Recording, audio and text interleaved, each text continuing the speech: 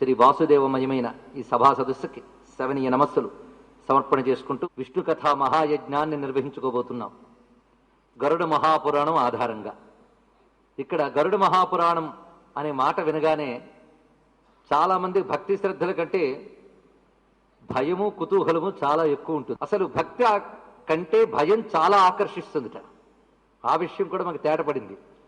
ఏమిటా ఈ గరుడ పురాణం అని దీనిపై ఉన్న అనేక రకములైన అపప్రథలు అపోహల వల్ల ఒక విధమైనటువంటి భయంకరమైన మనస్థితిని తెచ్చుకున్న వాళ్ళు కూడా ఉన్నారు.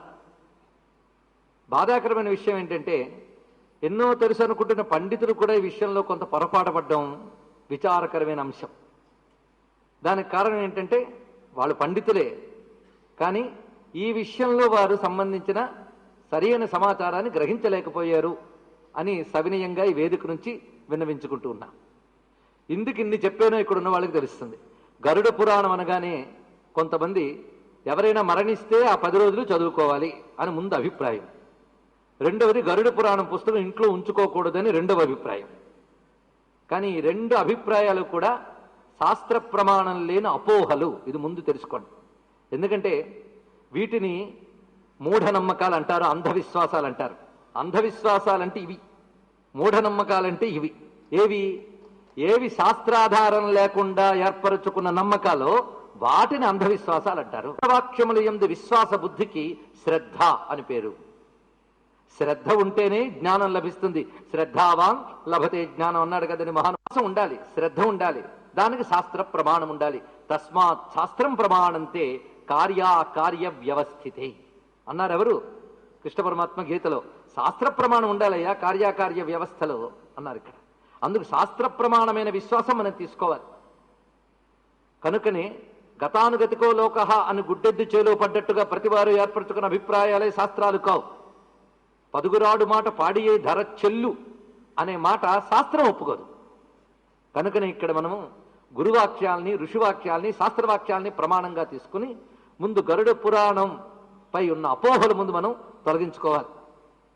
కనుకనే విశ్వాసానికి శ్రద్ధకి జరిగింది కదా. కొంతమంది అభినందిస్తున్న వాళ్ళు ఒక మాట అన్నారు, గరుడ పురాణం చాలా బాగుంటుందండి, పోయిన తర్వాత జీవుడు ఏమవుతాడో అంతా దానిలో తెలుస్తుంది, మంచి పని చేస్తున్నారు కొందరు అన్నారు. కొంతమంది అదే మాట చెప్పి కొంచెం జంకారు.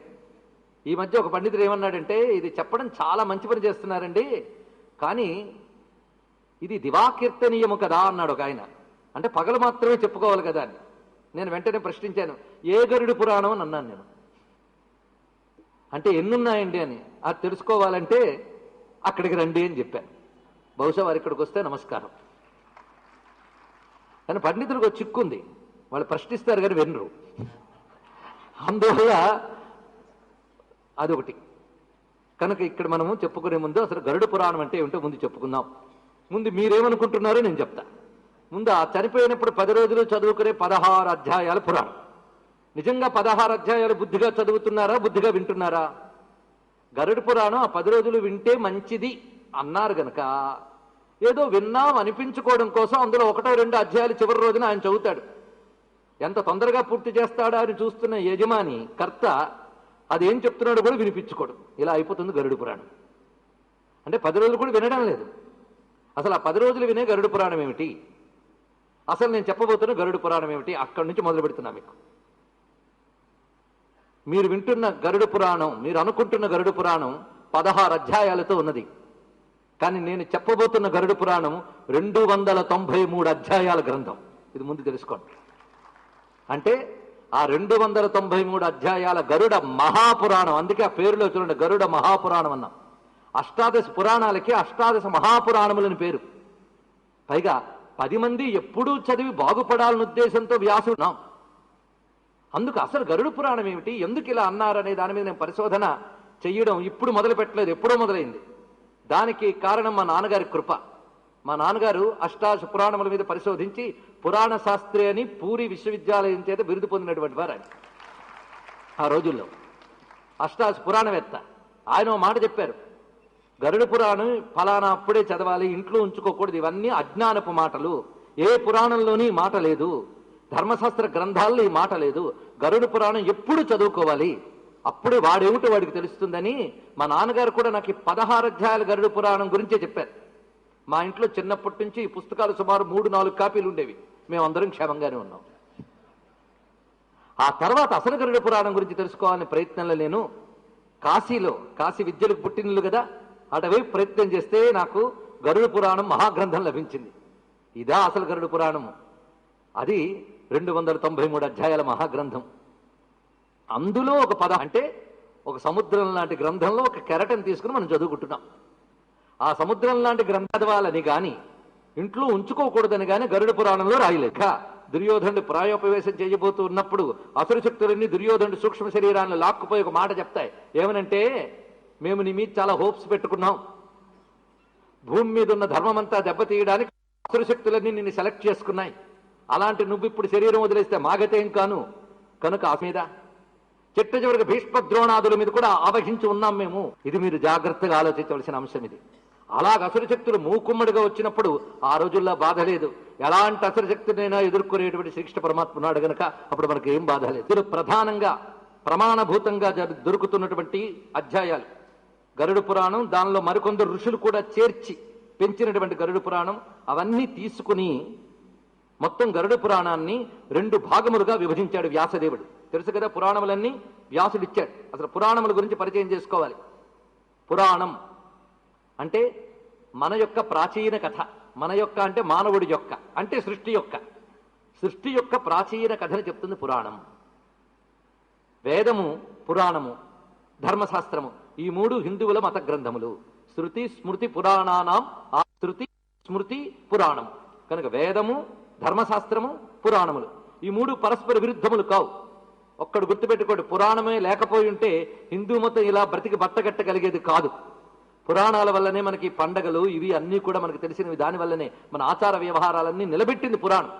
పైగా పురాణం మొట్టమొదటి ప్రజావిద్య సామాన్య జనుల కోసం వ్యాసదేవుడు పురాణాన్ని రచించాడు. మనం అంటూ ఉంటాం, ఈ రోజులు సామాన్య ప్రజలకు అందాలండి అని. ఈ తపన మొట్టమొదటి పడినవాడు వ్యాసుడు. వేదాన్ని తీసుకుని 4 భాగములుగా విభజించాడు, ఋగ్యజుస్సామాధర్వణములుగా. అక్కడితో తృప్తి చెందక దాని యొక్క సారాన్ని గ్రహించి అప్పటికే ఉన్న పురాణ విద్య, వేదం ఎలా ఉందో పురాణం అలా ఉన్నది, ఆ పురాణ విద్యను ఆయన వ్యవస్థపరిచాడు.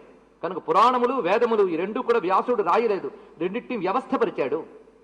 అలాగా వేదముల్ని 4గా వ్యవస్థపరిస్తే పురాణాలని 18 మహాపురాణాలుగా వ్యవస్థపరిచాడు. ఇందులో ఆయన ఏం చేసిన పని ఏమిటి, వ్యాసుడు ఏం చేశాడనే దాని గురించి ఆలోచిస్తే మనం ఎన్ని జన్మలెత్తిన వ్యాసుడు రుణం తీర్చుకోలేమండి. ఆయన పడిన తపన. ఇటు పురాణంతో అంత పని చేశాడు, మహాభారతంతో అంతకంత పని చేశాడు మహానుభావుడు. మహాభారతం కూడా పురాణ సంప్రదాయంలోనే రచించాడు ఆయన. అందుకే మనందరికీ జగద్గురువు నిజానికి వ్యాసుడే అనుకోవాలి. వ్యాసుడు చేసిన గొప్ప మహోపకారం ఏంటో జాగ్రత్తగా పరిశీలించండి. ద్వాపర యుగాంతానికి పైగా కలియుగం ప్రారంభమవుతున్న సంధికాలంలో ఆ మహానుభావుడు ఏం చేశారంటే, కలియుగ మానవులకి ద్వాపర యుగాంతం వరకు విస్తరిల్లినటువంటి రకరకాల విజ్ఞానములు, నేను ఒక మాట అన్నాను, విజ్ఞానములు లేదా విద్యలు, ఇవన్నీ కూడా ఆయన ఏం చేశాడు, సారభూతంగా ఒక చోట ఇమిడ్చాడు. అదే పురాణం. ఒకవైపు వేదము, వేదాన్ని ఆధారం చేసుకున్న వర్ధిల్లిన ఆయుర్వేదము, గాంధర్వ వేదము, జ్యోతిష్ శాస్త్రం, మంత్రశాస్త్రం, వేదాంత శాస్త్రం, అన్ని పురాణాలు పెట్టాడు ఆయన. కనుక మీ పురాణాలు అన్నీ దొరుకుతాయి. కొంతమంది అరకొరగా పురాణాలను పరిశీలించి పై మాట్లాడుతూ ఏదో పురాణాల గురించి మాట్లాడితే అదేదో తక్కువ అనుకుని మేము వేదాంతం ఉపనిషత్తులండి మాకు అన్నీను, ఈ పురాణ కథలు కాదండి అంటూ ఉంటారు. పాపం పొరపాటు, గుర్తుపెట్టుకోండి. పురాణములు వేదాంతాన్ని తేటపరిచిచ్చాయి. పురాణములు బ్రహ్మ విద్యను ప్రతిపాదించడం కోసం పుట్టాయి. పురాణముల ద్వారా బ్రహ్మ విద్య స్పష్టంగా ప్రతిపాదింపబడుతుంది. పురాణములు కర్మ భక్తి జ్ఞాన మార్గములు 3టిని సృష్టిపరచడం కోసం పుట్టాయి పురాణములు. మనల్ని సంపూర్ణంగా తీర్చిదిద్దడం కోసం పుట్టే పురాణములు. సరిగ్గా పరిశీలిస్తే ఈ విషయం చెప్పుకుంటాం. కనుక పురాణానికి కొన్ని లక్షణాలు ఉన్నాయి. ఒక్కొక్క ప్రక్రియకి ఒక్కొక్క స్వభావం ఉంటుంది, ఒక లక్షణం ఉంటుంది. పురాణం పంచలక్షణం అన్నారు. అది సర్గశ్చ ప్రతిసర్గశ్చ వంశో మన్వంతరాణిచ వంశానుచరితంచైవ పురాణం పంచలక్షణం. పురాణం అనే ప్రక్రియ 5 లక్షణాలతో ఉంటుంది. ముందు పురాణం గురించి మీరు పరిచయం చేసుకోవాలి. సర్గ, ప్రతిసర్గ. సర్గ అంటే సృష్టి ఆరంభాన్ని తెలియజేస్తుంది. ఈ సృష్టి ఎలా ప్రారంభమైంది, ఎలా జరుగుతున్నది, ఇవి చెప్తూ ఉంటుంది. ఇక ప్రతిసర్గ అంటే కొన్ని కల్పాలు గడిచిన తర్వాత ప్రళయం జరిగి మళ్లీ సృష్టి జరగడం, అవాంతర ప్రళయములు, వాటిని చెప్తూ ఉంటుంది ప్రతిసర్గ. తర్వాత వంశో మన్వంతరాణిచ, వంశ చరిత్రలు చెప్తుంది. వంశ చరిత్రలు ప్రధానంగా రెండు రకాలుగా ఉంటుంది.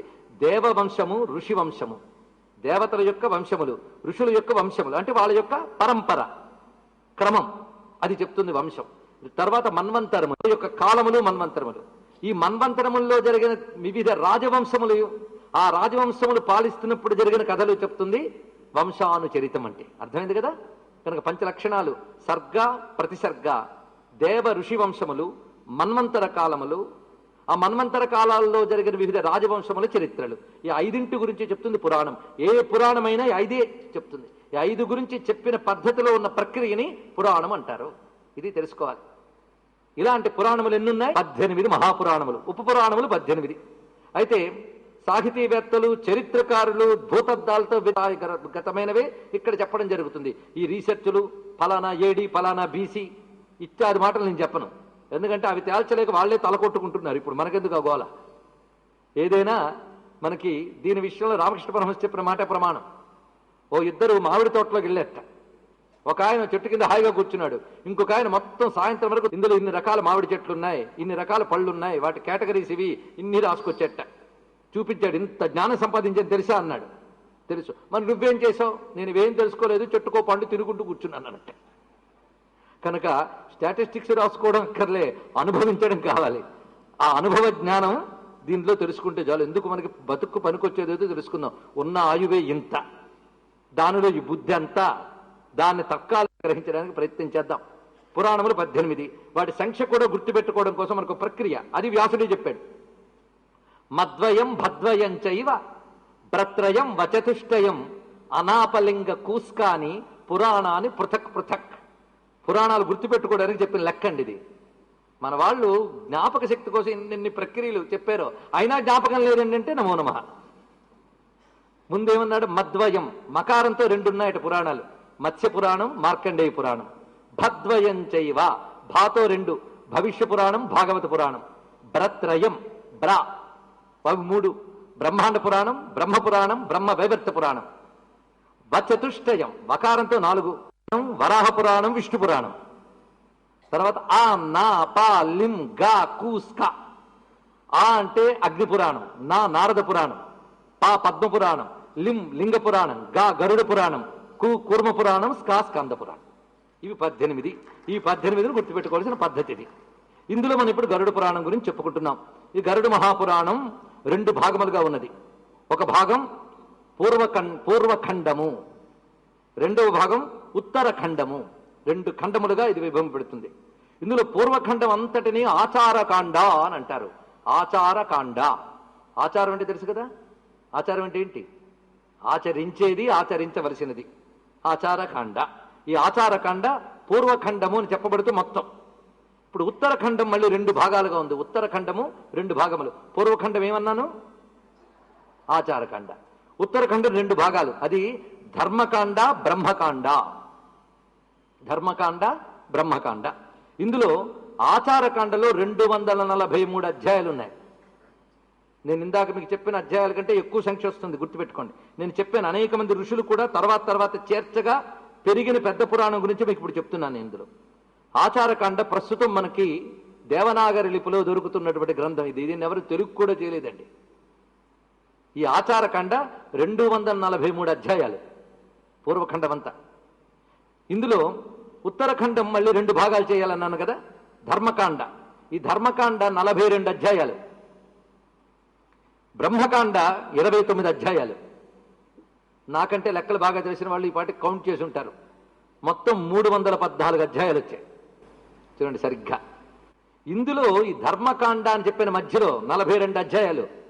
అందులో ప్రేతకల్పం అనే పేరుతో ఒక భాగం ఉంది. అందులోంచి ఒక 16 అధ్యాయాలు తీసి గరుడ పురాణ సారోద్ధారం అనే పేరుతో గ్రంథాన్ని రచించారు. గరుడ పురాణ సారోద్ధారం. అది 16 అధ్యాయాలు. అది ఋషుల యొక్క ఉద్దేశం ఏంటంటే ఇది బాగా తెలుసుకుంటే వీడికి పరంకి సంబంధించిన విషయాలు కూడా తెలుస్తాయని ఆ 16 అధ్యాయాలు ప్రత్యేకంగా గ్రంథంగా చేసి ఉంచారు. దానివల్ల ఏమిటంటే మనిషికి కనిపించే ఈ స్థూల దేహమే కాక ఇంకా సూక్ష్మకారణ శరీరములు, వీటి యొక్క గతులు ఇవన్నీ ఏమిటో తెలుస్తాయి. దీనికి ముందు ఏం చెప్తాడంటే ఉత్తమ జీవుడు ముక్తి పొందేటప్పుడు ఎలా వెళతాడు, భక్తుడైన వాడు దివ్యలోకాలకు ఎలా వెళ్తాడు ఇవి చెప్తూ, నరకాది లోకాలకు ఎలా వెళ్తారు, జీవుడి గమనం ఎలా ఉంటుందో చెప్తూ చెప్పిన సందర్భంలో ఇలాంటి సందర్భం ప్రతి పురాణంలో వస్తుంది. జాగ్రత్తగా తెలుసుకోండమ్మా. ప్రతి పురాణంలో కూడా ఈ సర్గ ప్రతిసర్గ లక్షణాలు భాగవతంలో కూడా వస్తుంది.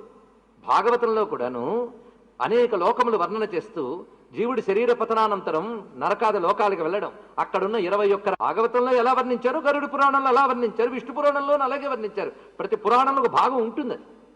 అయితే పురాణములు ఎలా చెప్తాయంటే, ఒక పురాణంలో ఒక దాన్ని డీటెయిల్డ్గా తీసుకువెళ్తాయి, అక్కడ వదిలేసిన కొద్ది భాగాన్ని ఇంకో పురాణంలో మరింత డీటెయిల్డ్గా వర్ణిస్తాయి. అది పురాణ ప్రక్రియలో ఉన్నటువంటి విశేషం. అందుకే పెద్దలు ఏం చెప్తారంటే, 18 పురాణాలను విడివిడిగా కాకుండా ఒక్క పురాణ విద్యగా మీరు రీసెర్చ్ చేసినట్లయితే అసలు భారతీయుల అసలు చరిత్ర తెలుసుకోవడానికి ఆధారం పురాణాలట. దాన్ని బేస్ చేసుకుని మనకి భారతీయులను అవమానించడానికి గాను పరాయి వాళ్ళు పాలించే రోజుల్లో వచ్చినటువంటి అసలు కాని చరిత్ర ఏదో అదే ఇప్పుడు మనం చదువుకుంటున్నాం. ఇదే తప్పు చరిత్ర అనిపించేటంతగా మనం చరిత్రహీనులుగా మారిపోయాం. ఇది బాధాకరమైన విషయం. కానీ ప్రస్తుతం పాశ్చాత్యులు కూడా పరిశోధన చేసి ఇప్పుడు మనం చదువుతున్న భారతీయ చరిత్ర అసలు చరిత్ర కాదని వాళ్ళు చెప్తున్నారు. కానీ మనం వినం. అది కూడా వచ్చింది బాధ. ఎందుకంటే భారతీయతని ఎంత అవమానిస్తే అంతగా మనకి ప్రభుత్వాలు పాలకులు ఆదరిస్తారు ఈ రోజుల్లో. అలాంటి దౌర్భాగ్య స్థితిలో మనం ఉన్నాం. అవునా లేదా? ఈ విచారకరమైన ఘట్టం. అసలైన భారతీయత గురించి చెప్పడానికి వస్తే భారతీయులే ఆదరిస్తారా లేదా అనే సందేహం. రకరకాల వ్యాఖ్యలు, రకరకాల వెనక మాటలు, పొటుకు మాటలు, పోటు మాటలు ఎన్నెన్నో ఉంటాయి. చాలా బాధాకరం. ఎందుకంటే సత్యానికి కాలం చెల్లిన యుగం పేరే కలియుగం, అంతే కదా. కానీ పురాణ విద్య మీద రీసెర్చ్ చేసిన వాళ్ళు ఎందరో ఉన్నారు. అందులో ముఖ్యంగా ప్రొఫెసర్ విల్సన్ అనే ఆయన అష్టాదశ పురాణాల మీద రీసెర్చ్ చేస్తూ ప్రత్యేకించి గరుడు పురాణం మీద రీసెర్చ్ చేశారు. అయితే వెస్టర్న్ ఫిలాసఫీ ప్రకారంగా వాళ్ళ రీసెర్చ్ పద్ధతి ప్రకారంగా ఏడీలు బీసీలు డిసైడ్ చేసినట్టు ఆయనే చేశాడు. తప్పేం లేదు, చేసుకునియండి. కానీ ఒక మాట అన్నాడండి దీని గురించి. గరుడు పురాణం ఎన్సైక్లోపీడియా ఆఫ్ హిందూ నాలెడ్జ్ అన్నాడు. నేను గరుడు పురాణం అంతా చదివేక నాకు అనిపించింది, గరుడు పురాణంలో చెప్పినంత విస్తారంగా ఏది అసలైన హిందూ మతం, ఏవి అసలు కానివి హిందూ మతంలో చొరబడిపోయాయి. ఇది మీకు సరిగ్గా తెలుసుకోవాలంటే గరుడు పురాణం ప్రమాణం. ఎందుకంటే హిందూ మతం ఎంత విస్తారం అంటే దీనికి ఆది నిర్ణయించలేకపోతున్నారు ఇప్పటికీ. మిగిలిన వాటన్నిటికీ ఫలానా బీసీలు ఫలానా ఏడీలు చెప్పగలుగుతున్నాం, కానీ హిందూ మతం యొక్క ఆది నిర్ణయించలేకపోతున్నాం. ఎందుకంటే మన ఆది సృష్టి ఆది నుంచి కనిపిస్తాం. సృష్టి ఆది నుంచి కనబడుతున్నటువంటి హిందూ ధర్మం యొక్క సమగ్ర స్వరూపం మన నమ్మకాలు, మన శాస్త్రములు, మన విద్యలు, చిట్ట చివరికి మనం చూసే శకుల పడేసే వేదాంత విద్య వరకు అన్నీ ఉన్నాయండి గరుడు పురాణంలో. మరి ఎన్సైక్లోపీడియానికి ఏమంటాను చెప్పండి ఇక్కడ. కనుక హిందూ విజ్ఞాన సర్వస్వం గరుడ మహాపురాణం అంటే ఒక్కడు గుర్తుపెట్టి. మొదటి రోజు ఒక పరిచయం అయితే మిగిలిన రోజులన్నీ పరిచయాలి. అది చాలు. ఇది ఒక సారోద్ధారం అనుకోండి. అందులో ఉన్న సారాన్ని తీసుకొచ్చి చెప్తున్నట్టుగా భావిస్తే ఎంత ధన్యత మనం పొందేమో ఆలోచించుకోవచ్చు. ధన్యత. అందుకు ఇప్పుడు గరుడ పురాణం గురించి మీకు పరిచయం చేశాను కదా. ఎన్ని ఖండములు? 2 ఖండములు. ఎన్ని కాండములు? 3 కాండములు. ఇందులో మనం అనుకుంటున్న భయాలు ఎంత భాగం? అది. దానికి భయాలు, బెంబేలు, అపోహలు, భ్రమలు అంటే ఇంక తెలుసుకోవాల్సింది ఎంత ఉందో ఆలోచించుకోండి. మొత్తానికి గరుడ మహాపురాణంలో చెప్పబడుతున్న విషయములు ఉన్నాయే, దానంత క్లుప్తంగా మన జీవితాలు బాగుపడడానికి కోసం సాధనాపరంగా చాలా అంశములు ఉన్నాయి. ఎందుకంటే అన్నిటికీ అల్టిమేట్ వేదాంతం నేను ఒప్పుకుంటా. కానీ దేహాత్మ భ్రాంతి అంత తేలిగ్గా పోదు. ఈ దేహము నువ్వు కాదు, వీటికి అతీతమైన ఆత్మమరుపు అంటే విన్నంతసేపు బాగుంటుంది. గట్టిగా 10 మాటలు చెప్తే 11వ మాట ఆవలింత కూడా వస్తుంది. అవునా లేదా? కనుక దేహాత్మ భ్రాంతి సహజం. అది పద్ధతిగా పోవాలి. పద్ధతిగా పోవాలంటే సత్కర్మాచరణ, భగవద్భక్తి, క్రమక్రమంగా విచారణ, ఇవి జరగ్గా జరుగుతాయి. కనుక మనల్ని బాధించే అంశములు ప్రాకృతికంగా చాలా ఉన్నాయి. దేహాన్ని అంటిపెట్టుకుని దేహగతంగా ఉన్న కర్మవాసనలు ఒకవైపు ఉన్నాయి. వాటిని ఎవడు కాదనగలడు. వీటన్నిటిని నెమ్మదిగా బయటపడాలి, అంతే కదా. మనకి కట్టిన కట్టు కూడా జాగ్రత్తగా విప్పుకోవాలి. గట్టిగా విప్పుకోపోతే అవయవాలు కూడా తెగిపోతాయి. జాగ్రత్త. అందుకే జాగ్రత్తగా తెంచుకోవాలి. అందుకే జాగ్రత్తగా తెంచుకునే పద్ధతిలో మనకి శాస్త్రచోదితమైన సత్కర్మాచరణ వచ్చింది. కొందరు అంటారు ఈ వేద కర్మలు ఇవన్నీ అనవసరమండి, ఉపనిషత్తులు చాలండి అని. అనవసరమైనప్పుడు వేదం ఎందుకు చెప్పాలి? వేదాంతం కూడా వేదం చెప్పిందే కదండి. ఒక ఆయన నాతో అన్నాడు, ఏమని, అయ్యా ఈ కర్మలు, ఈ పూజలు, పునస్కారాలు, ఈ మతాలన్నీ మీరు చెప్తారు, మేమంతా తత్వం చెప్తాం, వేదాంతం చెప్తాం అన్నారు. చాలా సంతోషం అండి, మేము ఇదే చెప్తాం. అంటే వేదాంతం అనేది పండు, తత్వజ్ఞానం అనేది పండు, కావలసింది పండే. అంతేగాని మనం తినాలనుకుంటే పండు తిని రసం ఆస్వాదిస్తాం, కానీ చెట్టు కొమ్మనో బెరడునో కొరికితే రుచి ఉండదు, అవునా లేదా? కనుక మనం కొరకం దేన్ని? బెరడును కొరకము, వేరును కొరకము, కొమ్మను కొరకం, ఆకును కొరకం, పండునే తినాలి.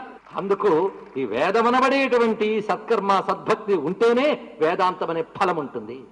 అందుకే నేను మొట్టమొదటి శ్లోకం చదివాను. ధర్మ దృఢబద్ధమూలో నిగమస్కంధ పురాణ శాఖాఢ్య క్రతుకుసుమో మోక్షఫలో మధుసూదన పాదపో జయతి. ఈ పద్యం దేంట్లోదో తెలుసా? గరుడ పురాణంలోది. ఏం అద్భుతమైన పొయిటరీ చెప్పాడు ఇందులో చూడండి. మధుసూదనుడనే ఒక చెట్టు ఉందిటండి, విష్ణు అనే చెట్టు. ఎంత అందంగా ఉంది చూడండి. విష్ణువుని చెట్టుతో పోల్చారు. మన వాళ్ళకి చెట్లు అంటే భలే ఇష్టం, అందుకే మన దేశంలోనే చెట్లను ఎక్కువ నరుకుతాం. భ్యో వృక్షాణాం పతయే నమః. మనం 10 చెట్లు కొట్టి 11వ చెట్టు నాటి వృక్షో రక్షిత రక్షిత కానీ బోర్డు కూడా పెట్టగలం మనం. సరే, ఇక్కడ విష్ణువుని వృక్షంగా వర్ణించారు చూడండి. ఎంత అందమైన చెట్టు ఆ విష్ణు వృక్షము. ఈ వృక్షానికి ముందు మూలం ఉండాలి కదా, మూలం ఏంటో చెప్తున్నాడు. ధర్మ దృఢబద్ధ మూలో. దృఢబద్ధ మూలంట. ఏం పదాలండి వ్యాసుడు ఒక్కొక్కటి కూడా. దృఢబద్ధ మూలము అంటే దృఢమైన గట్టిగా చెట్టుని పట్టి ఉంచగలిగే శక్తి కలిగిన మూలం ఏమిటి? ధర్మము విష్ణు అనే చెట్టుకి వేరు. ధర్మ దృఢబద్ధము వేరు అంటే తెలుసా? సెపరేట్ కాదు, మూలం, రూట్. ధర్మ దృఢబద్ధ మూల. ఇక పంగలు, ఆ చెట్టు నుంచి వచ్చిన పంగలు ఏమిటి అంటే నిగమస్కంధ. ఆ కాండము, దాని నుంచి లేచిన పంగలు ఏమిటి? వేదములు. దానికి కొమ్మలు వచ్చేట ఆ పంగలకి. అవి ఏమిటి అంటే పురాణ శాఖాఢ్య. పురాణములు కొమ్మలడు దానికి. చూసారా? ధర్మము వేరు, స్కంధములు వేదములు, పురాణములు శాఖలు. దానికి పువ్వులు ఏమిటంటే క్రతు కుసుము. క్రతువులు కుసుమములు. క్రతువులంటే వేదము చెప్పిన కర్మలు. ఇదొక్కడు గుర్తుపెట్టుకోండి. వేద చోదిత కర్మలు. అంతేగాని అగ్నిహోత్రంలో నెయ్యి పోయడం మాత్రమే కాదు. వేదము మనకి చెప్పిన కర్మలకి క్రతువులు అంటారు. క్రతువులు అంటే సత్కర్మలు, సదాలోచనలు. ఆనో భద్రాక్రతవో యాంత విశ్వత, ఋగ్వేదంలో మంత్రం అది. కనుక క్రతువులు అంటే వేదము చెప్పిన సత్కర్మలు. ఆ క్రతువులు దానికి కుసుమముల్ట. ఆ కొమ్మలకి పూసిన కుసుమములు ఏమిటి? క్రతువులు. ఇవి కుసుమములైతే పండేది మోక్ష ఫల. మోక్షం ఫలం. ఇలా ఉన్న ఈ విష్ణువు అనే చెట్టుకు నమస్కారం అన్నాడు. ఎంత చక్కటి భావన చెప్పాడు చూడండి. ఇక్కడ విష్ణువు ఎక్కడున్నాడు? ఇదంతా కలిపితే విష్ణువు. కనుకనే గరుడ పురాణంకున్న ప్రత్యేకత. మరొక ప్రత్యేకత ఉంది గరుడ పురాణంకి. ఏంటంటే ఇతర పురాణములన్నీ ఎవరెవరో చెప్పినవి. వ్యాసుడు చెప్పింది సూతుడు నేర్చుకుని చెప్తున్నా, ఇది కూడా అలాగే. సూత పౌరాణికుడు నైమిషారణ్యంలో సౌనకాది మహర్షులకు చెప్పిన పురాణాల్లో ఒక పురాణం ఇది. ఆ సూతులకు వ్యాసుడు చెప్పేట. ఆ వ్యాసుడికి కశ్యపుడు చెప్పేట, కశ్యప మహర్షి. ఆ కశ్యపునికి గరుత్మంతుడు చెప్పేట. ఆ గరుత్మంతుడికి విష్ణువు చెప్పేట ఇక్కడ. కనుక ఈ పురాణం ఫస్ట్ ఎవరి నుంచి వచ్చిందండి అంటే ఇందులో ప్రత్యక్షరం ఎవరి నోటి మాట? విష్ణువు మాట. అంటే భగవత్ గీత, భగవద్ వచనం, విష్ణువు యొక్క మాట ఇది. కనుకనే గరుడ పురాణం వింటున్నంతసేపు విష్ణువు మాట్లాడుతున్నాడు అని ఒక స్పృహ ఉంటే చాలు మనం బాగుపడతాం. విష్ణువు ఇంట్లో పెట్టుకోని పుస్తకాన్ని, పెట్టుకోకూడని పుస్తకాన్ని చెప్పడాన్ని మనం బాగుపడే మాటనే చెప్తాడు. విష్ణువచనం కంటే మనల్ని బాగుపరిచేది ఉంటుందా? మీకు చెప్పండి ఇక్కడ. కనుక ఇది ఎవరు చెప్పారు? నారాయణుడు గరుత్మంతుడికి చెప్పేట. దేవుడు ధ్యానావస్థలో ఉంటే వ్యాసాదులు అడిగేట, మహానుభావ మాకు జ్ఞానం గురించి తెలుసుకోవాలనుంది అని నారదుడు వ్యాసుడు ఇత్యాదులు అడిగితే వీరందరూ కలిసి రుద్రుడి దగ్గరికి వెళ్ళేట. అప్పుడు రుద్రుడు ధ్యానముద్రలో ఉన్నాడు. ఆయన్ని ప్రార్థిస్తే రుద్రుడు చెప్పాడు, నేను ఎప్పుడూ ధ్యానించే నారాయణ తత్వం ఉన్నది. దీపానికి చేరుకున్నట్ట.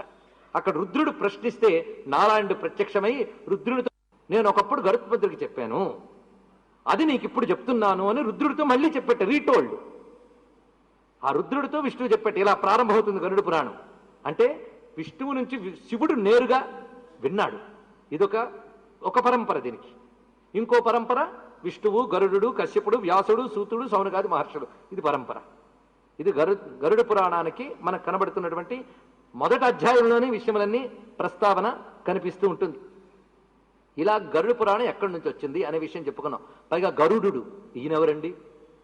అసలు గరుత్మంతుడికి నారాయణుడు జ్ఞానం ఇచ్చాడు అన్న పాయింట్ జాగ్రత్తగా పట్టుకోవాలి మనం. అప్పుడు పురాణాలు అర్థమవుతాయి. మహాభారతంలో ఒక చోట మోక్ష ధర్మముల గురించి వివరిస్తూ గరుత్మంతుడు ఋషులకు చెప్పిన మోక్ష ధర్మములు అని ఒక పెద్ద అధ్యాయం ఉంది, చాలా పెద్ద అధ్యాయం. అదొక్కడు తీస్తేనే ఒక జ్ఞానం ఉంది అందులో. ఈ గరుత్మంతుడు చెప్తాడు అసలు నేను విష్ణువునికి వాహనం ఎలా అయ్యాను అని కథ చెప్తాడు ఆయన. ఎందుకంటే ఏ జగన్నాథుడు ఉన్నాడో ఆ స్వామి సన్నిధి దొరకడమే కష్టమే అన్నది నిరంతరం ఆయన ఈయన మీదే తిరుగుతాట. అలాంటి తార్క్ష్యుడు, ఆయనకి తార్క్ష్యుడు వైనతేయుడు అని పేరు. నేను ఎలా వాహనం అయ్యానంటే తపస్సు చేశానయ్యా ఆయన కోసం. ఆయన అంత తేలిగ్గా దొరుకుతాడా? నాకు కనబడ్డవాడు అదృశ్యమైపోయాడు. నేను ఆగిపోయాను, ధ్వని వినబడింది, ఇలా రా అన్నాడు. అలా వెళ్ళగా వెళ్ళగా వెళ్ళగా వెళ్ళగా ఎంత తపన పడ్డానో. అప్పుడు పరంధామానికి తీసుకువెళ్ళి తన స్వరూపాన్ని చూపించి తన జ్ఞానాన్ని నాకిచ్చి అప్పుడు నన్ను వాహనంగా చేసుకున్నాడు అన్నాడు. ఇక్కడ తన జ్ఞానాన్ని నాకు ఇచ్చాడన్నాడా అంటే విష్ణు జ్ఞానం ఇచ్చాట. ఆ విష్ణు జ్ఞానం గరుత్మంతుడికి ఏది ఇచ్చాడో దాని పేరే గరుడ పురాణం. అక్కడ భారతంలో క్లుప్తంగా చెప్తాడు, ఆ క్లుప్తమే మనకు చాలా ఎక్కువలండి. దానిని గరుడ పురాణంలో మరింత విస్తారంగా చెప్తాడు. అంటే గరుడ పురాణం ప్రస్తావన మహాభారతంలో కూడా వ్యాసుడు చేశాడు అనే విషయం గ్రహించడం కోసం దీన్ని నేను ఉదహరించాను. మరి గరుత్మంతుడి పేరు ఎందుకు పెట్టారు? నేను కశ్యప పురాణం వచ్చుగా, రుద్ర పురాణం వచ్చుగా, రుద్రుడు కూడా విన్నాడు కదా. ఇందులో ఒక రహస్యం ఉన్నది. గరుత్మంతుడు నిరంతరం విష్ణువుని ధరించువాడు. పైగా గరుత్మంతుడి గురించి భాగవతంలో మాట చెప్పారు. ఎక్కడ? గజేంద్ర మోక్ష ఘట్టంలో వస్తుంది. గజేంద్రుణ్ణి రక్షించేటప్పుడు నారాయణుడు ఛందోమయేన గరుడేనా అని ఒక మాట వేశారు. వారు ఎంత ఔచిత్యంగా చదివారంటే మహాత్ములు సుపర్ణోషి గరుత్మాన్ అన్న మంత్రం చదివారు వాళ్ళు. వేదంలో సుపర్ణుడికి సంబంధించిన సూక్తములు ఉన్నాయి. గరుడోపనిషత్తు అని ఉపనిషత్తు ఉంది తెలుసా. గరుత్మంతుడి స్మరణ పాయిజన్స్ పోతాయట. విషాలంటే మేమేం విషం తాగలేదంటే అనొచ్చు, ఒంటి నిండా అవే ఉన్నాయట. టాక్సిన్స్ అని మీరు అంటారు, తక్షక శబ్దానికి దగ్గర ఉండొచ్చేది. మన లోపల శరీరాన్ని బాధించే విషములు చాలా ఉన్నాయి. అలాగే పెద్ద విషయం ఏంటంటే మనస్సులో ఉన్న రజోగుణ తమోగుణ వికారములు ఉన్నాయే, ఎంత నిగ్రహించుకుందామన్నా నిగ్రహించబడని విషమట. అందుకే గారుడోపనిషత్తు ఏంటో ఏం చెప్పిందో తెలుసా? అమృతం అంటే బ్రహ్మ విద్య, అది కానిదంతా విషమే అన్నది. ఇది గుర్తుపెట్టుకోండి. ఇక్కడ విషహరుడు గరుడు అంటే అర్థం ఏంటి? అజ్ఞానాన్ని నశింపజేయవాడు, రజోగుణ తమోగుణాల్ని నశింపజేయవాడు, శారీరక మానసికమైనటువంటి ఆది వ్యాధుల్ని నశింపజేయవాడు. గరుడ పురాణం వింటేట అవి జరుగుతాయట. చూసారా? మరి వింటే ఏం జరుగుతాయి? బాగుపడిపోతాం. అది కాకూడదు కదా, అందుకే వినాలని బుద్ధి పుట్టిన ఎవరో పని. వేదం ఒప్పుకునే తంత్రాలు తీసుకుని పురాణంలో పెట్టాడు ఎవరు? వ్యాసదేవుడు.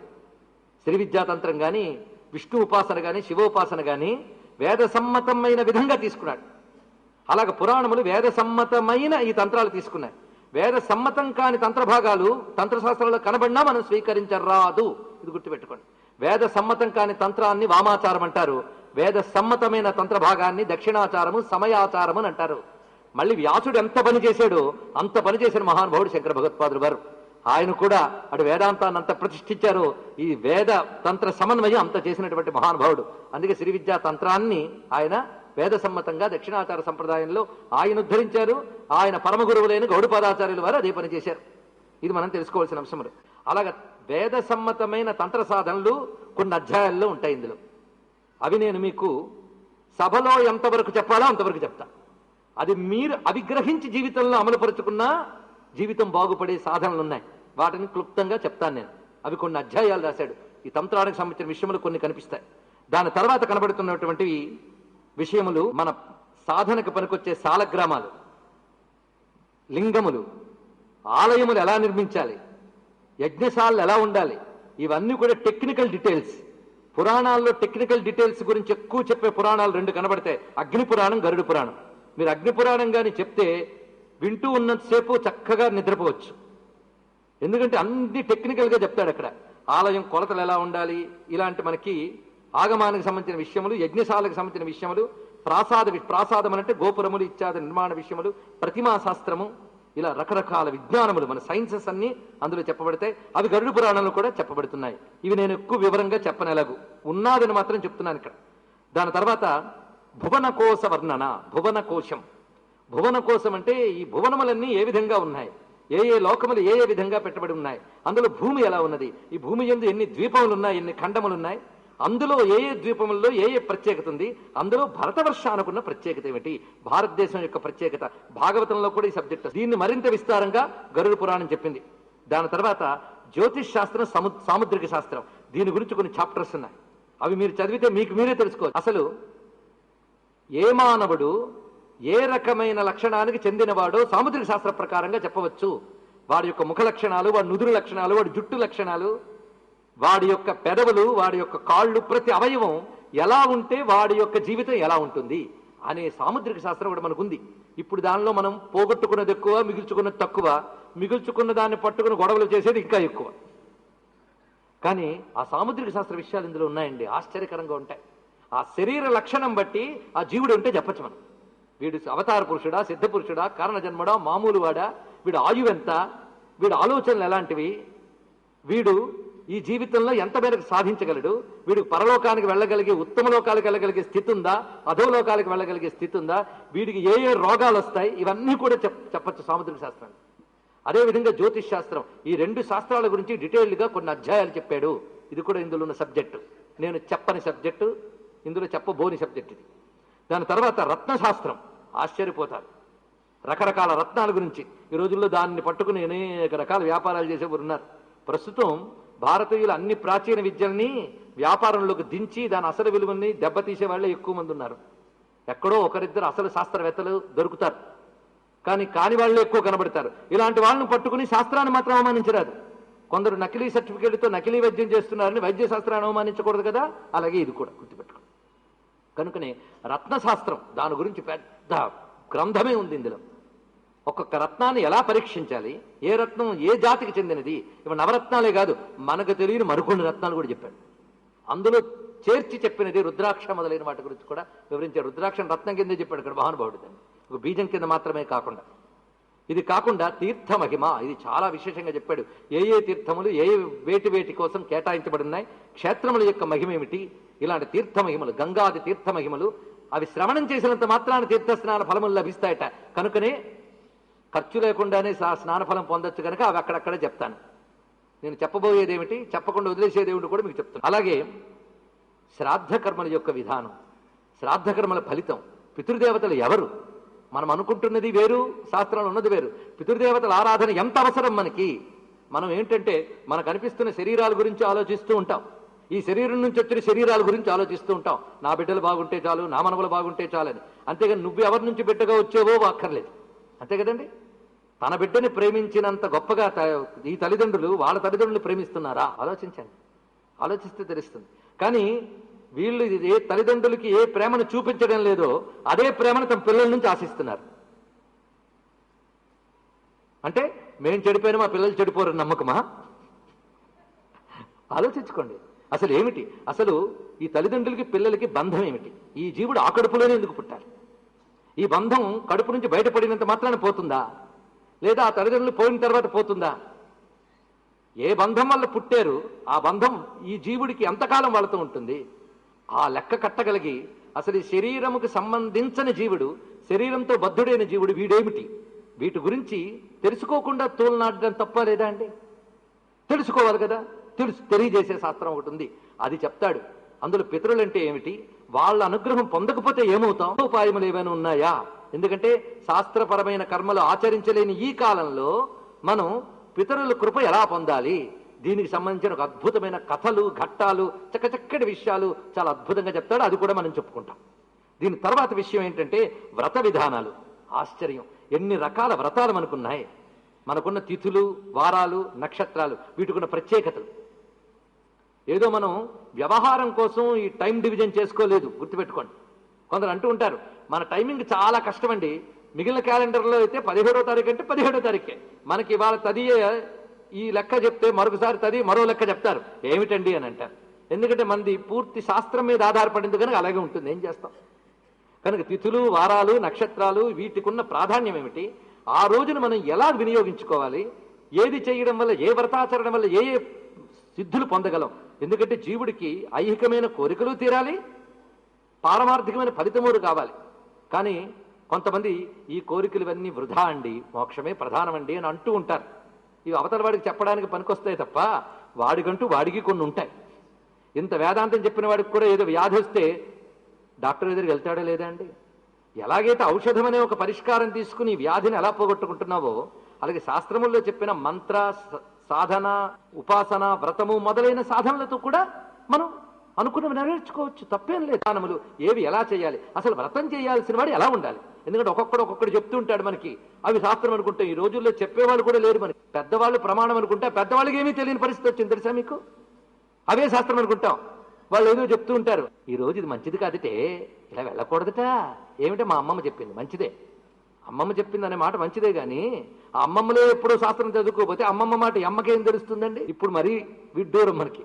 మనకున్న అమ్మలకే ఎంత ఉందో మనకు తెలుసు, వీళ్ళు చెప్తే జ్ఞానం పిల్లలకి ఎంత వెళ్తుందో మనకు తెలుసు. కనుకనే సెంటిమెంట్లు వేరు, శాస్త్రం వేరు. గుర్తుపెట్టుకోండి. మనకి ఇప్పుడు సెంటిమెంట్లు శాస్త్రాల కింద చలామణైపోతున్నాయి. అవొకటి. ఆ మధ్య ఒకరు అన్నారు, పిల్లాడికి సంధ్యావందనం చేసుకోరా అంటే మాకు అచ్చిరాదండి. సంధ్యావందనం అచ్చిరాదట. అన్నం తినడం అచ్చొస్తుందా, సంధ్యావందనం అచ్చిరాదా? ఎందుకంటే మా ఆయన చేయడండి, మా మామగారు కూడా చేసినట్టు దాఖలాలు లేవండి, అందుకు మాకు అచ్చిరాదండి. అది అంటే వాళ్ళు ఎలాగో భ్రష్టులు అయ్యారు, తర్వాత తరాలు కూడా భ్రష్టు అయిపోవాలా? దీన్ని బట్టి చూడండి, ఒక్కడు చెయ్యకపోతే ఎందరు భ్రష్టులు అయిపోతారో అదొక్కడు తెలుసుకోండి. ఏం చేస్తాం? మా ఆయన పెద్ద లాజిక్ తీసాడండి, చేయలేదు. మీ ఆయన లాజిక్ తీసి చచ్చాడు. కానీ ఆ తర్వాత వాడు ఉన్నాడే, వాడు పెద్ద మేధావై లాజిక్తో అసలు ఎందుకు చేయాలో తెలుసుకున్నాడు. కానీ వాళ్ళ ఆయన గారు వాళ్ళ మామగారు తెలుసుకోకుండానే పోయారు. ఈ మనవడు తెలుసుకున్నాడు. కానీ వాడు తెలుసుకోవాలంటే అది మిగలాలా లేదా అండి తెలుసుకోవడానికి? వీళ్ళు తెలుసుకోలేక వదిలిస్తే వాడు రీసెర్చ్ చేయడానికి ఏం మిగిలింది? సృష్టిలో అందరికీ అన్ని తెలియవు. ఒకడు బతుకంతా ధారపోసి చీమల గురించి శాస్త్రం రాసేట. బతుకంతా ధారపోసి చీమ గురించే బతుకు ధారపోసాడంటే మరొక ఏనుగు కోసం ఎంత ధారపోయాలో ఆలోచించండి. కనుక అన్నీ మనం తెలిసి చేస్తాం అనుకోవద్దు. శాస్త్రం చెప్పింది అదే. సస్మాత్ శాస్త్రం ప్రమాణిత గొప్ప మాట. అందుకు సెంటిమెంట్లు శాస్త్రాలు కావు. శాస్త్రాన్ని సెంటిమెంట్గా తీసుకోండి, పర్వాలేదు. రెండుకి చాలా విశేషములు ఉన్నాయి. ఎందుకంటే మనం ధర్మశాస్త్రాలు ఆఖరికి ముసలమ్మలు చెప్పే సెంటిమెంట్లు కూడా ఒకటి అనుకునే రోజులకు వెళ్ళిపోయాం. ఎలాంటి సెంటిమెంట్లు ఏమిటి? గరుడ పురాణం 10 రోజులు చదవకూడదట, అదొకటి. పాప ఈ మధ్య 10 రోజుల క్రితం నేను ఎక్కడో చిన్న కాలు జారు చిన్న దెబ్బ తగిలింది. అదే గరుడ పురాణం చదివేకి తగిలింటే ప్రారంభించారు, తగిలిందండి, మొదలెట్టే నాకు తెలుసు. అదృష్టవశాత్తు అమ్మవారు ఏదో మరి ముందే చేశారు, ఎవరేమో అనుకోకుండా, జాగ్రత్త. ఇలాంటి ఉంటూ ఉంటే ఏం చేస్తాం? కనుకనే సెంటిమెంట్లు వేరు, శాస్త్రాలు వేరు, తెలుసుకోండి. అందుకు తస్మాత్ శాస్త్రం ప్రమాణితే మనకు తెలియాలి. అందుకు ఇక్కడ చెప్పవచ్చేది అంటే వ్రతాలు. వ్రతాలు ఎలా చేయాలి, దీక్ష అంటే ఏమిటి, ఎలా ఉండాలి, ఇవన్నీ చక్కగా చెప్పాడు. ఇవి మీరు తెలుసుకుంటే రేపు పొద్దున్న కనీసం పొరపాటున ఏ ఏకాదశి వ్రతం చేయాలని బుద్ధి పుడితే పొరపాటున అప్పుడు ఎలా చేయాలో తెలుస్తుంది. కనుక అవి చెప్తాను మీకు కొన్ని. ప్రతి వ్రతము చెప్తే నాకు 30 రోజులు కావాలి. మళ్ళీ అన్ని ఉన్నాయని మాత్రం చెప్తున్నాను, కొన్ని చెప్తా. దాని తర్వాత ఇందులో వచ్చినటువంటి మరికొన్ని విశేషాలు. నీతి శాస్త్రం ఆశ్చర్యపోతామండి. కొన్ని అధ్యాయాలు, చాప్టర్స్, పెద్ద బుక్స్ ఇవి. నీతి శాస్త్రం బృహస్పతి నీతి, రాజనీతి, దండనీతి, పొలిటికల్ అడ్మినిస్ట్రేషన్, మారల్ సైన్సెస్, అసలు జీవితంలో ఏ సమస్యని ఎలా పరిష్కరించుకోవాలి, చిన్న చిన్న మాటలతో నీతి శాస్త్రం చెప్పారండి. మనం ఈ చాణక్యుడు అర్ధనీతి శాస్త్రములు ఇలాంటివన్నీ ఇందులో కనిపిస్తాయి. అంటే ఇవన్నీ వేదాన్ని బేస్ చేసుకుని తయారు చేశారు కనుక వీటిని బేస్ చేసుకుని చాణక్యుడు కూడా మనకి చెప్పాడు. అర్థశాస్త్రం, కామశాస్త్రం, ధర్మశాస్త్రం అన్నీ చెప్పాడు అక్కడ. ఈ రాజనీతి, అర్ధనీతి, దండనీతి ఇవన్నీ ప్రత్యేకించి చెప్తాడు. తర్వాత వర్ణ వ్యవస్థ, ఆశ్రమ వ్యవస్థ. ప్రతి వర్ణము గొప్పదే, ప్రతి ఆశ్రమం గొప్పదే. ఎవరెవరు ఎలా ఉండాలి, ఏవి పాటించాలి అనే విధానం చెప్పేటువంటి గొప్ప విషయం. మరొకటి వేదాంత విద్య, బ్రహ్మ విద్య. వేదాంతం గురించి చాలా చర్చలు చేస్తారు. ఇదంతా ఒకవైపు. అవతార ఇంతటికి గరుడ పురాణానికి ఒకటే ప్రయోజనం అంట. అదేమిటంటే హరిభక్తిని కలిగించడం దీని ప్రయోజనం. ఒకటే ప్రయోజనం, హరిభక్తి. హరిభక్తి మొత్తం గరుడ పురాణం అంతా విష్ణు విద్యే, గుర్తుపెట్టుకోండి. విష్ణువు గురించి చెప్తుందిట. ఇదంతా విష్ణు స్వరూపం. ఇప్పుడు చెప్పిందంతా విష్ణు స్వరూపమే. కనుకని విష్ణువు యొక్క అవతార కథలు, విష్ణువు యొక్క తత్వము, విష్ణువు యొక్క వైభవం కనబడుతుంది. అంతేకాదు రామావతారం, కృష్ణావతారం, అసలు కృష్ణ కథ అంతా అంత అద్భుతంగా ఉంటుంది గరుడ పురాణం. తెలుసా? అష్టమహిషులు, వాళ్ళ అవతార కథలు, వాళ్ళ యొక్క పూర్వజన్మల వృత్తాంతాలు ఇవన్నీ చాలా అందంగా చెప్తాడు గరుడ పురాణంలో. అవతార కథలు చాలా ఉంటాయి. దాని తర్వాత నిదాన జ్ఞానము. నిదానం అంటే ఏంటమ్మా? నెమ్మదిగా అని అంటాం కాదు. నిదానం అంటే డయాగ్నైజ్, రోగాల్ని డయాగ్నైజ్ చేసే శాస్త్రం నిదాన శాస్త్రము. ఇది ఆయుర్వేదం అంతా చెప్పాడు ఇక్కడ. వేదాన్ని బేస్ చేసుకొచ్చిన ఆయుర్వేదం కొన్ని చాప్టర్స్ ఉన్నాయి. ఏ రోగం ఎందువల్ల కలుగుతుంది, ముందు భౌతిక కారణాలు చెప్తాడు. భౌతిక కారణాలు చూడండి, ఇందులో రహస్యం ఇది. వైద్య విధానం భౌతిక కారణాన్ని చెప్తుంది. ఇది ఎలాంటిది అంటే విషవృక్షం ఉందంటే పైన కొమ్మ నరికే అనే లాంటిది, కానీ కింద దుంప ఒకటి ఉంది, దాన్ని తెంచు అని చెప్పరు. దుంప తెంచడం అనే మాట విన్నారు కదా. దుంప తెంచాలి, రూట్ ఏమిటో తెంచు, అది చెప్తుంది. మనం ఏడుస్తుంటే కన్నీళ్లు తుడిస్తే లాభం లేదు, ఏడుపుకి కారణం ఏంటో తీయాలి కదా, అది తీయగలగాలి. కళ్ళు తుడిచే విద్య ఆధునిక విద్య, ఏడుపుకి కారణాన్ని తుడిచే విద్య ఋషుల విద్య. ఇది ఒకటి గుర్తుపెట్టుకోండి. అందుకు నీకు ఈ జబ్బు వచ్చింది అంటే ముందు ఔషధం. ఔషధం ఎలాంటిదంటే కొమ్మ నరకడం లాంటిది. ఔషధంతో దీన్ని పరిష్కరించి ఒప్పుకుంటాం. అందుకే మన ఆయుర్వేదంలో ఫిజికల్ ట్రీట్మెంట్ ఉంది, దీని ఔషధి విజ్ఞానం అంటారు. రెండవ ట్రీట్మెంట్ ఈ జబ్బు ఏ పాపం చేయడం వల్ల వచ్చిందో చెప్తుంది. దీన్ని కర్మ విపాకము అనే పేరుతో కొన్ని అధ్యాయాలు చెప్పాడు. కర్మ విపాక శాస్త్రం అని ఋషులది కొన్ని కనబడుతుండేది. ఈ మధ్య నాకు అత్యంత శిథిల గ్రంథం దొరికింది, కర్మ విపాకం అనే గ్రంథం. అందులో ఏ పాపం వల్ల ఏ జబ్బు వస్తుంది, ఏ పాపం వల్ల ఏ స్థితి వస్తుందో వర్ణించారు. అది భయపెట్టడానికి కాదు, దానికి వెంటనే రెమెడీ ఉంది కింద. ఎందుకంటే ఫలానాది తినడం వల్ల నీకు జబ్బు వచ్చింది అని డాక్టర్ చెప్పు ఊరుకోడు. నేను ఎవరు తినమన్నాడు పో అనడు. అది తినడం వల్ల ఇది వచ్చింది కనుక ఇప్పుడు ట్రీట్మెంట్ ఇస్తాను, ఇకపై తినకు అంటాడు. అవునా లేదా? అదే కర్మ విపాకం అంటే గుర్తుపెట్టుకోండి. దీనివల్ల ఇది వచ్చింది, ఈ కర్మ వల్ల ఇది వచ్చింది. కర్మ విపాకం చాలా చెప్పాడండి, ఆశ్చర్యపోతాం మనం. ప్రతిదానికి చెప్తాడు. చెప్తూ ఏ ఔషధులు చెప్పాడు, ఏవి ఎలా కలపాలి. ఔషధ విజ్ఞానం చెప్తూనే మణి విద్య, మంత్ర విద్య చెప్పాడు. ఇక్కడ ఏ మంత్రంతో దేన్ని ఎలా పరిష్కరించుకోవచ్చు, ఏ ఉపాసనతో. చిన్న చిన్న ఉపాసనలే, పెద్ద పెద్దవి ఏం కాదు, పెద్ద పెద్ద మంత్రాలు ఏం కాదు, చిన్న చిన్నవే చెప్పాడు. విష్ణువు, శివుడు, శక్తి ఇలాంటి సంబంధించిన చిన్న చిన్న వాటితో ఆ రోగాల నుంచి ఎలా బయటపడిపోవచ్చో వివరిస్తాడు. అంటే ఇక్కడ ఒకటి తెలుసుకోవాలి. కొందరు అంటూ ఉంటారు ప్రారంధం అనుభవిస్తామండి అని. ప్రారంధం అనుభవిస్తామని కూర్చుంటే నువ్వు ఆధ్యాత్మిక సాధన చేయలేవు, అది గుర్తుపెట్టుకోండి. ప్రారంధం ఉన్నా దాన్ని తొలగించుకుని ఉపాయాలు ఉపయోగిస్తూ దాని నుంచి బయటపడిపోతూ మనం ముందుకెళ్ళాలి. మనం ఏదో ఒక మంచి గమ్యానికి వెళుతూ ఉంటే తోవలో బురద, ఏం చేస్తాం, ముందు కదా అని అడిగేస్తే పడతాం. బురద తీసుకుని వెళ్ళొచ్చు. అలాగే మనకి కర్మ విపాక శాస్త్రం వల్ల నీ చెప్పిన ఆయుర్వేద శాస్త్రం, ఇక్కడ ఆయుర్వేదం కొన్ని చాప్టర్స్ ఉన్నాయి. ఇన్ని జబ్బులు ఉన్నాయా అని ఆశ్చర్యపోతా, అన్ని జబ్బుల పేర్లు చెప్పారు. అంటే మనకు ఆ రోజుల్లోనే మెడిసిన్ ఎంత డెవలప్ అయిందో మీరు తెలుసుకోవచ్చు. దీన్ని బట్టి రోగాలను ముందు తెలుసుకున్నారు. ఇవి ఇన్ని రోగముల పేర్లు, ఆ రోగముల్లో వెరైటీలు ఇవి, అవి ఎలా పోగొట్టుకోవాలో వైద్యం చెప్తాడు. ఇది చెప్తూ ఒక్కోటి చెప్తాడండి. అసలు డైలీ రొటీన్ ఎలా ఉండాలి, ఉదయం లేచిన దగ్గర నుంచి పడుకునే వరకు మన జీవితం ఎలా ఉండాలి, మనం తినవలసిన ఆహార పదార్థాలు పగలేం తినాలి, రాత్రి ఏం తినాలి, వసంత ఋతువులో ఏం తినాలి, గ్రీష్మ ఋతువులో ఏం తినాలి, ఏ సీజన్లో ఏం తినాలి, వాతావరణంలో చేంజెస్ వచ్చినప్పుడు నీ ఆహారంలో ఎలాంటి చేంజెస్ చేసుకోవాలి. ఇది ఒక అద్భుతమైన చాప్టర్ ఉంది. అందులో కొన్ని విషయాలు మీకు చెప్తా. ఇది జనరల్ మెడిసిన్. ఇది కానీ మీరు తీసుకున్నట్లయితే జీవితం అంతా ఆరోగ్యాలతో ఉంటాం. ముందు ఏంటంటే ఆరోగ్యం బాగు చేసుకోకపోతే ఆధ్యాత్మికంగా ఎదగలేం. మీరు జపాన్కి కూర్చున్నప్పుడు కాన్సన్ట్రేషన్ జబ్బు వల్ల కుదరదుట, జబ్బు వల్ల కాన్సన్ట్రేషన్ కుదరదు. కానీ జబ్బు రిమూవ్ చేసుకోవాలి. దానికి ఏం చేయాలో చెప్పాడు అక్కడ, ఎలాంటి జీవిత విధానం ఉండాలి. అదొక పెద్ద గ్రంథమే ఉంది ఇందులో. కానీ గరుడ పురాణం ఒక పుస్తకం కాదు, అనేక పుస్తకాలు కలిసిన ఒక మహాపుస్తకం, గుర్తుపెట్టుకోండి. అది దీనిలో ఉన్నటువంటి మరొక అంశం. ఆ కారణం చేత ఆయుర్వేద విజ్ఞానం ఒకటి. గోవుల్ని ఎలా పోల్చుకోవాలి, గోవుల్లో ఉత్తమ జాతివి, మామూలువి, రకరకాల జాతులు. గోవు శాస్త్రం, అశ్వశాస్త్రం, గుర్రాలకు సంబంధించిన శాస్త్రం. అదేదో ఇవ్వండి, నేను అసలే రేసులు పిచ్చి అని అనొచ్చు ఎవరైనా. అలాంటివి నా దగ్గర రావద్దు. అశ్వశాస్త్రం కూడా అందులో చెప్పబడింది చెప్తున్నా. ఇది కాక వ్యాకరణ శాస్త్రం, ఛందస్ శాస్త్రం. వ్యాకరణం, గ్రామర్. కొందరు అంటారు అసలు వ్యాకరణం ఎందుకండి అని. వాక్యాన్ని సంస్కరించుకోవడం కోసం వ్యాకరణం. అర్థమైంది కదా? చక్కగా మాట్లాడాలి, ఆ మాట్లాడే తీరులో ఎన్ని తెలియాలో కనుక వ్యాకరణం. ఛందస్సు, ఇది వైదికం. వేదం ఛందస్సు, వేద మంత్రాలకి ఛందస్సు అని పేరు.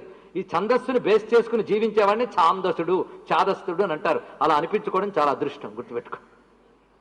కనుక ఛందస్, ఆ వేదం ఛందస్సు అంటే. ఇంకోటి మీరు గ్రహించవలసింది ఏమిటి అంటే, అది ఆలోచించండి అమ్మ ఒక్కసారి. ఆ వ్యాకరణం అనే గ్రామర్ అంటే ఒక సివిలైజ్డ్ కల్చరే ఇలాంటివి చేయగలదు కదండి. Civilized culture. అప్పటికే మన సివిలైజేషన్ ఎంత మెచ్యూరిటీ అయ్యిందో మీరు ఆలోచించుకోండి. మన పురాణాల మీద చాలా వ్యాకరణము, ఛందస్సు అనే శాస్త్రములు ఉన్నాయి. వాటిని చాలా విస్తారంగా చెప్తుంది. దాని తర్వాత యోగ శాస్త్రం, పతంజలి యోగం అంతా చెప్పాడు ఇక్కడ. యమనియమాసన, ప్రాణాయామ, ప్రత్యాహార, ధారణ, ధ్యాన, సమాధి, అష్టాంగ యోగాన్ని ఇవన్నీ కలబోసి చెప్పాడు. ఇప్పుడు ఇందులో చెప్పింది ఏది కావాలో ఏది అక్కర్లేదు మీరు చెప్పగలరా? ఒక్క వ్యక్తి జీవితానికి ఎన్ని కావాలో అన్ని ఋషి ఆలోచించి ఒక్క చోట పెడితే ఇది బీసీదా, ఏడీదా, పనికొస్తుందా, పనికొచ్చిందా అని మనకెందుకంటే గోల.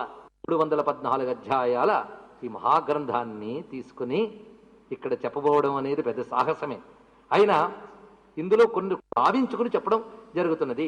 ఏవి తీసుకోవాలో అవి నారాయణుడే బుద్ధికి తోపింపజేయుగాక అని ఆయన పాదాలని శరణ వేడదాం. నారాయణాయ విద్మహే వాసుదేవాయ ధీమహి తన్నో విష్ణు ప్రచోదయాత్. మిమ్మల్ని నన్ను కూడా నారాయణుడే ప్రేరేపించుగాక. మనకు పనికొచ్చే విషయాలన్నీ గరుడ పురాణంలోంచి ఆయనే పలికించుగాక అని నమస్కరిస్తాం. చిట్ట చివరికి మళ్ళీ వేదాంత విద్యతో పూర్తి చేస్తాడు వచ్చి. అది దీనిలో ఉన్న ప్రత్యేకత. కనుక ఇది మొత్తం ఎలా కూర్చబడింది, సమగ్రమైన వేద ధర్మాన్ని గరుడ పురాణం ఎలా అందించిందో ఇప్పుడు తెలిసింది కదా. ఇప్పుడు గరుడ పురాణం ఫలశ్రుతి చెప్తా. ఏంటంటే ఫలశ్రుతి చివరికి చెప్పాలి కదా. మొదట ఏమిటంటే గరుడ పురాణ ఫలశ్రుతి గరుడ పురాణం మొదట్లో చెప్పాడు, మధ్యలో చెప్పాడు, చివరిలో చెప్పాడు. అవన్నీ కలబోసి మీకు చెప్తాను. గరుడ పురాణం ఇంట్లో ఉంచుకోవచ్చో లేదో ఎప్పుడెప్పుడు చదవాలో మీరు నిర్ణయించుకోండి. నేను అన్నీ కూడా సంస్కృత శ్లోకం చదువుతా. ఎందుకంటే నా అంతటి నేను చెప్తున్నాను మీకు అనిపించకుండా ఉండడం కోసం. ఆథెంటిసిటీ, అధికారం, సాధికారంగా ఆథెంటిక్గా చెప్పడం కోసం, విశ్వసనీయత కోసం, ఇంగ్లీష్లో చెప్పండి క్రెడిబిలిటీ. దానికోసం నేను విష్ణువు చెప్పిన మాటలు చెప్తున్నా వినండి. విద్యా కీర్తి ప్రభాలక్ష్మి జయారోగ్యాధికారకం ఎప్పటే శృణుయాదృద్ర సర్వవిత్ సదివం వ్రజేత్. ఇది రుద్రుడితో విష్ణువు చెప్తున్న మాట. ఇది విద్యని, కీర్తిని, ప్రభని అంటే వర్చస్సుని, సంపదని, జయాన్ని, ఆయురారోగ్యాలని ఇస్తూ తర్వాత వాడిని ఉన్నత గతులకి తీసుకువెళుతుంది ఈ పురాణము. ఇది పురాణ ఫలశ్రుతి, రుద్రుడితో విష్ణువు చెప్పిన మాట. ఇంకొకటి చెప్తున్నాడు, ఎప్పటే శృణుయాద్వాపి శ్రావయేద్వా సమాహిత సంలిఖేల్లేఖయేద్వాపి ధారయేత్ పుస్తకం తు నను ధర్మార్థీ ప్రాప్నుయాత్ ధర్మం అర్థార్థీ చాప్నుయాత్ అర్థార్థీ చార్థమాప్నుయాత్ పుత్రార్థీ లభతే పుత్రాన్ కామార్థీ కామమాప్నుయాత్ విద్యార్థీ లభతే విద్యాం జయార్థీ లభతే జయాం బ్రహ్మహత్యాదినా పాపి పాపశుద్ధిమవాప్నుయాత్ వంధ్యాపి లభతే పుత్రం కన్యా విందతి సత్పతిం క్షేమార్థీ లభతే క్షేమం భోగార్థీ భోగమాప్నుయాత్ మంగళార్థీ మంగళాని గుణార్థీ గుణమాప్నుయాత్ కావ్యార్థీ చ కవిత్వం చ సారార్థీ సారమాప్నుయాత్ జ్ఞానార్థీ లభతే జ్ఞానం సర్వ సంసార మర్దనం ఇదం స్వశ్చయనం ధన్యం గారుడం గరుడేరితం. ఫలశ్రుతి ఎంత మధురంగా ఉందండి. అసలు పురాణం కంటే ఇదే బాగుంది కదా. కొంతమందికి స్తోత్రాల కంటే ఫలశ్రుతులు భలే ఉంటాయి. పుత్రార్థి లభతే పుత్రాన్, ధనార్థి లభతే ధనం, కన్యార్థి లభతే కన్యా, జ్ఞానార్థి జ్ఞానమాప్నుయాత్. వింటూ ఉంటే భలే భలే ఉన్నాయి కదండి. ఏది కావాలంటే అది ఇస్తుంది. అంతేకాదు చిట్ట చివరికి అజ్ఞానాన్ని సంపూర్ణంగా మర్దనం చేసి పరమగతిని కలిగించగలిగినటువంటి శక్తి దీనికి ఉన్నది. ఇది గరుడం గరుడేరితం. ఇది గరుత్మంతుడి ద్వారా వచ్చిన గారుడి విద్య. చూసారా, గారుడి విద్యట. అందుకే దీని గురించి ఇంకో మాట చెప్తున్నాడు గరుడ పురాణంలోనే. దీనికి పురాణం గారుడం వ్యాస పురాసో మిబ్రవీదిదం. సూతుడు చెప్తున్నాడు, నాకు వ్యాసుడు అనుగ్రహించిన పురాణం ఇది. ఇక్కడ విష్ణువు చెప్తున్న మరొక మాట, మాంధ్యాత్వా పక్షిముక్షేదం పురాణం గదగారుడం. నేను పక్షిముక్షుడైన గరుత్మంతుడికి చెప్తే ఆయన దీన్ని చెప్పాడు. ఎవరికి? కశ్యపాయ, కశ్యపునికి చెప్పాడు. కశ్యపో గారుడం శృత్వా వృక్షం దగ్ధమజీవయత్. కశ్యప ప్రజాపతి గరుత్మంతుడి నుంచి గరుడ పురాణం విని ఆనందించి నమస్కరిస్తూ ఉన్నట్ట. ఆ తర్వాత ఒక చెట్టు తగలబడిపోతూ ఉంటే చూసేటండి కశ్యప ప్రజాపతి. గరుడ పురాణం విన్న మహిమ వల్ల ఆయన చూడడం చేత ఆ చెట్టు, తగలబడిపోతున్న చెట్టు మంటలారి తిరిగి పచ్చగా చిగురించిందిట. అంటే గరుడ పురాణం వినడం వల్ల ఒక అమృత శక్తి దీనిలో దాగి ఉన్నది. అందుకే దీన్ని గరుడ పురాణం అని పేరు పెట్టే. గరుత్మంతుడు అమృత ప్రదాత కదండి, విషహరుడు అమృత ప్రదాత. కనుక ఇది మన శరీరాన్ని చిట్ట చివరికి జ్ఞానమనే అమృతాన్ని ఇస్తూ పుష్టిని చేయగలిగే శక్తి దీనికి ఉంది అని ఈ మాట ద్వారా స్వామి చెప్తున్నాడు. గరుడోక్తం గారుడం హి శృణు రుద్ర మదాత్మకం. గరుడ పురాణం మదాత్మకం అంటే గరుడ పురాణం నా స్వరూపము. కానీ గరుడ పురాణం ఎవరి స్వరూపం? గరుత్మంతుడు విష్ణువుని ఎత్తుకున్నాడండి. గరుత్మంతుడు అంటేనే విష్ణువు ఆయన మీద ఉన్నాడు. కానీ గరుడ పురాణం అంటే విష్ణువుని మోసుకొచ్చిన పురాణం. అర్థమైంది కదా. అది దీనిలో ఉన్నటువంటి మరొక అంతరార్థం. ఇది చెప్తూ ఇంతవరకు ఫలశ్రుతులు నేను అర్థం చెప్పక్కర్లేదు కదా. అందుకు శృణుయాత్ వింటాడో, శ్రావయేత్ వినిపిస్తాడో. ఎలాగో సమాహిత, ఏకాగ్ర బుద్ధితో నమ్మకంతో. ఇది సమాహిత అంటే శ్రద్ధతో ఎవడి మూడు పనులు చేస్తాడో, అంతే సంలిఖేత్ రాస్తాడో, లేదా రాయించుతాడో, లేదా ఇంట్లో ఉంచుకుంటారో వారికి ఇవన్నీ దొరుకుతాయి. ఇప్పుడు చెప్పినవన్నీ. ఇప్పుడు చెప్పండి, గరుడ పురాణం ఇంట్లో ఉంచుకోవచ్చో లేదో మీరు నిర్ణయించుకోండి. అంతేకాదు గరుడ పురాణంలో ఒక్క శ్లోకం విన్నా ఏం జరుగుతుందో చూడండి. ఇక్కడ నా అకాలే మరణం తస్య శ్లోకమేకం తు ఎప్పఠేత్. గరుడ పురాణంలో ఒక్క శ్లోకాన్ని చదివినా వాడికి అకాల మృత్యువులు రావు. ఇదొక్కడు గుర్తుపెట్టుకోండి. పైగా మరొక మాట చెప్తున్నాడు, శ్లోకార్థ పఠనాదస్య దుష్ట శత్రుక్షయే భవేత్ అన్నాడు. శ్లోకంలో సగం దీన్ని అధ్యయనం చేసిన, శ్లోకంలో సగం చదివినా వాడిని బాధించే శత్రువులు దెబ్బతింటారట. ఇది చెప్తున్నాడు. అతో హి గారుడం ముఖ్యం పురాణం శాస్త్ర సంహితం గారుడేన సమం నాస్తి విష్ణు ధర్మ ప్రదర్శని. విష్ణు ధర్మాలు చెప్పడంలో గరుడ పురాణానికి మించింది లేదు సుమా. యథాసురాణం ప్రవరో జనార్దనో యథాయుధానాం ప్రవర సుదర్శనం తథా పురాణేషు చ గారుడంచ ముఖ్యం తదాహుర్ హరితత్వదర్శని. దేవతల్లో విష్ణువు ఎంత ముఖ్యమైన వాడో, ఆయుధాల్లో సుదర్శనం ఎంత ముఖ్యమైనదో, పురాణాల్లో గరుడ పురాణం అంత ముఖ్యం. సర్వం శ్రీ మహావిష్ణు చరణారవిందార్పణమస్తు. స్వస్తి. శ్రీమద్రమారమణ గోవిందో హరి గోవింద.